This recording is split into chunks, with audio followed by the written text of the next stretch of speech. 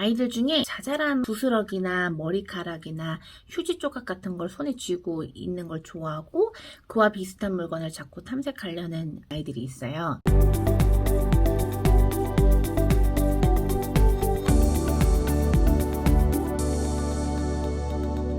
안녕하세요. 터치아이 대표 김승원입니다. 자폐 성향의 특징 중에 사람에게 관심 갖고 관찰하고 탐색하기보다는 사물 위주로 탐색하는 경우가 많은데요. 사람들도 있고 또 주변에 사물들이 있는데 자폐 성향이 있는 아이들 중에는 사람은 투명 인간처럼 느끼고 자신이 관심 있는 사물은 굉장히 후광이 비치듯 크고 강렬하게 받아들이는 듯한 모습을 보이기도 합니다.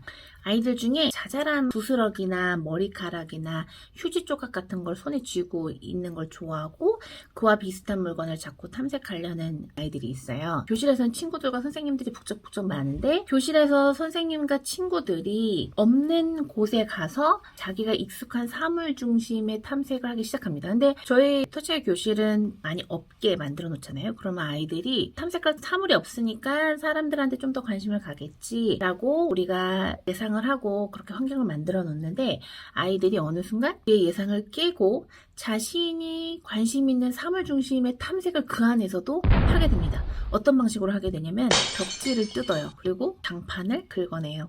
그러면서 이제 찍고 긁어낸 것들을 또 손에 잡고 있거나 아니면 날린다든지 하는 행동을 반복적으로 하게 됩니다. 자폐 성향 중에 하나가 사물 중심의 탐색이 많다. 사람한테 관심이 적고 사물 중심 탐색이 많은 특징이 있는데요. 제가 자폐 성향이 있는 아이들의 특성에 대해서 설명을 하면 가끔 이런 댓글이 달려요. 아이들은 다 그런 행동을 하는데 그런 행동 하나하나를 다 자폐 성향으로 보는 거는 문제가 아닐까요? 라고 말씀하시는 분들이 있습니다. 우리 터치아이 TV는 주로 이제 자폐 성향이 있어서 치료를 받거나 이 자폐 성향이 소거되기 위해서 노력하시는 가정을 위한 그런 채널이라는 점 다시 한번 알고 계셔야 되는데요. 물론 보통 아이들도 시각취우에 해당되는 행동을 할 수 있습니다. 청각취우와 유사하게 소리를 혼자 내기도 하고 들은 말을 똑같이 말하기도 하는 것도 있을 수 있습니다. 그리고 사물 중심의 탐색, 새로운 곳에 가면 무엇이 어디에 있고 또 새로운 집에 가면 누구 집에 어떤 장난감이 있고 보통 아이들도 다 그렇게 탐색을 할 수 있어요. 근데 자폐 성향이 있는 아이들과 그렇지 않은 보통의 아이들과 가장 큰 특징은 뭐냐면 이렇게 반복적인 시각, 청각, 사물 중심의 탐색들이 제한적으로 굉장히 많이 반복이 된다는 거예요. 이 제한적인 관심이 확장이 되는 게 발달이고 확장이 되고 있다면 자폐 성향이라고 보진 않습니다. 근데 이 부분들이 변화가 없고 성장이 없는 상태에서 계속 제한적으로 반복이 된다. 그럼 이거는 자폐 성향으로 의심해 봐야 된다는 것이죠. 그리고 오늘 주제는 사물 중심의 탐색. 사람들한테 관심 갖고 사람들의 모습을 관찰하며 함께 어울려야 되는데 그렇지 않고 같은 공간에 있는 사람들에 대한 관심은 적고 사물 중심으로 탐색하는 이런 특성이 있는데 이 특성이 발달의 문제를 일으키고 자폐 성향으로 우리가 해석을 해봐야 되는지에 대해서 좀 얘기를 할 건데요. 아이들이 새로운 물건을 관심을 가질 수 있어요. 이건 뭐지? 신기하다, 궁금해, 갖고 놀고 싶어 이렇게 생각할 수 있는데 이 자폐 성향 중에 사물 중심의 탐색이라는 건 뭐냐면요. 이 사물을 연결해서 생각하지 않습니다. 이 사물을 사람들이 어떻게 사용하는지 그리고 주로 언제 사용하는지 이걸 왜 사용하는지 연결해서 탐색해서 알아가지 않고 단순히 그 사물의 겉으로 보이는 색깔, 모양, 형태 위주로만 단순하게 봅니다. 연결해서 쭉 생각해서 이해해서 보는 게 아니라 겉에 있는 단순한 시각적 정보 또는 청각적 정보를 단조롭게 제한돼서 받아들이게 되면서 그러면서 사물을 볼 때 다른 사람이 이거를 어떻게 쓰고 언제 쓰는지 봐야 이 도구를 가지고 아이가 다양하게 사용을 하게 되거든요. 근데 어떻게 쓰는지 연결해서 보지 않는 친구들은 사물을 두고 사용하는 것이 굉장히 단조로워집니다. 예를 들면 이런 거예요. 자, 여기 펜이 있어요. 자, 사람들이 이걸 어떻게 해요? 막 써요. 이 사물 탐색을 사람과 연결해서 했던 친구라면 이걸 막 눌러도 보고 막 종이에 이렇게 그려볼 거예요. 근데 이거를 사람과 연결하지 않았고 단순하게 모양, 형태, 색깔만 본 친구들은 이걸 보면 어떨까요? 그냥 손에만 쥐고 있습니다. 또는 이걸 보고 자기가 이전에 반복적으로 제한적으로 탐색했던 자동차, 기차, 웨이터, 에스컬레이터 이런 것들을 단조롭게 연결해서 이걸 일렬로 나열한다던가 아니면 이거를 그냥 왔다 갔다 자동차, 기차처럼 제한적으로 움직이게 되는 거죠. 그다음 또 여기 보면 가위가 있어요. 사람들이 가위를 어떻게 써요? 여기를 손가락을 집어넣죠. 그래서 물건을 자를 때 씁니다. 종이를 이렇게 잡고 이렇게 쓰기도 하고.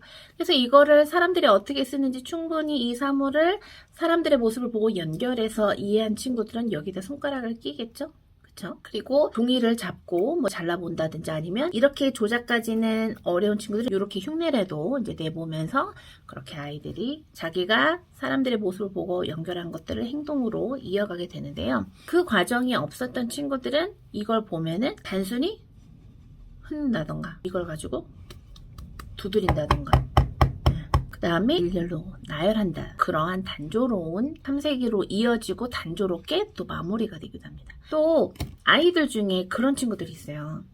아, 이게 강박인가 뭔가라고 부모님들이 의심이 들 정도로 TV 위에 리모컨, 저 서랍장 위에 각티슈 이렇게 이 공간에는 뭐가 있어야 돼? 내가 신발장에 벗고 갈 때도 뭐 오른쪽 구석 요 위치 이렇게 해놓는지 어떤 루틴처럼 어떤 강박처럼 내가 익숙한 위치에 어떤 사물이 있어야 되는 거 이런 행동을 하는 친구들이 있는데 이 강박적인 어떤 행동일까요? 아니면 그냥 습관일까요? 이 또한 자폐성향적으로 해석을 해볼 수 있는데 이 시각적으로 이 공간과 이 사물을 사진 찍듯이 입력해서 이 공간과 사물이 어떤 위치로 어떤 구성으로 있었는지 사진처럼 입력된 것들 안에서 사물이 그대로 있어야 되는 거예요. 그래서 시각추구 선상에서 또 해석할 수 있는 부분들이기도 하고 어떤 친구들은 입는 색깔 옷만 입는 친구들이 있어요. 양말도 신었던 것만 신는 친구들이 있고 신발도 자기가 늘 신는 종류의 신발만 신는 친구들도 있고 또 먹는 것도 어떤 친구들은 색깔에 의해서 먹고 안 먹고가 달라집니다. 예를 들면 이제 밥이나 튀김이나 누룽지는 약간 놀이끼리한 색깔이잖아요. 튀김을 주면 튀김 옷만 먹고 그 안에 내용물은 안 먹는 거예요. 그리고 그 친구랑 같이 김밥을 먹는 수업이 있었는데 김밥은 어때요? 김이 까만색이니까 안 먹는 거예요. 근데 신기한 건 겉에 김이 쌓여진 건 안 먹는데 밥, 튀김, 감자튀김, 요리끼리한 것들을 먹었기 때문에 누드김밥은 먹는 거예요. 똑같은 맛이고 똑같은 재료이지만 시각적 정보로만 분별해서 판단하기 때문에 판단에 오류가 생기는 거죠. 그래서 우리 아이들이 사물중심적인 탐색이 있다면은 이 부분들이 확장이 돼야 됩니다. 사람들을 보고 탐색할 수 있는 기회들이 더 많아져야 되는데 이 부분이 가능해지려면 일단 1단계는 사람들에 대한 관심이 커져갈 수 있는 환경을 적극적으로 만들어주시는 게 좋은 거죠. 그래서 좁은 방에서 사물은 다 치우고 사람들 중심으로만 접촉하고 눈 맞추고 몸을 부대끼면서 놀 수 있는 그런 몸놀이가 활발하게 이루어질 수 있어야 되고요. 그 다음에 우리가 껴안게 하는 이유도 사람한테 관심이 적어요.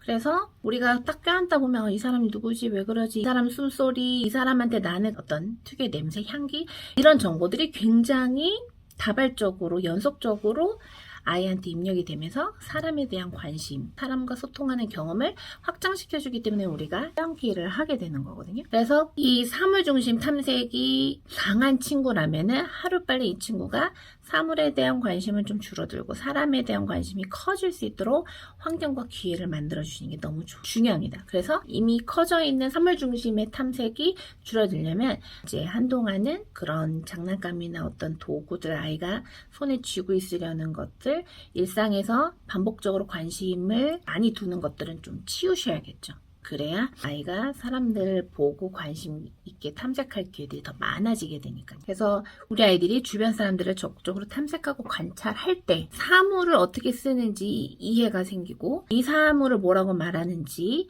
그런 언어에 대한 이해가 생기고 이것에 대한 전반적인 개념이 건강하게 형성이 되면서 우리가 얘기하는 인지 발달도 이제 촉진이 되는 겁니다. 오늘 한번 살펴보세요. 우리 아이가 어떤 공간에 있을 때 사물중심 탐색을 많이 하는지 그렇지 않은지 한번 살펴보시고 우리 아이가 사물보다는 사람들을 더 많이 보고 관찰하고 상호작용할 수 있도록 해주셨으면 좋겠습니다. 이번 영상도 도움이 되셨길 바라고요. 구독, 좋아요, 가입까지 부탁드리고 저는 다음 영상 들고 또 찾아뵙도록 하겠습니다. 감사합니다.